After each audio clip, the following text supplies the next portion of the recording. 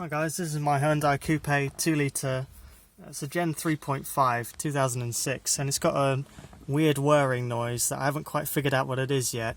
It's a bearing noise of some kind, but I'll let you guys have a listen, see if you can help me out.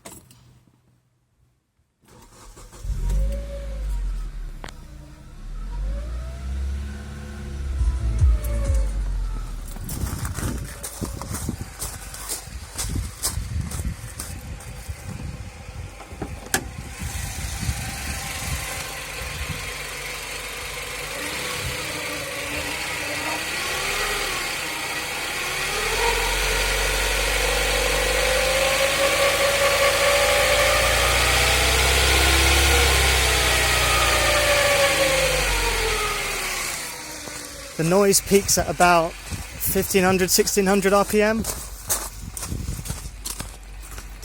So see if you can guys help me out. Cheers.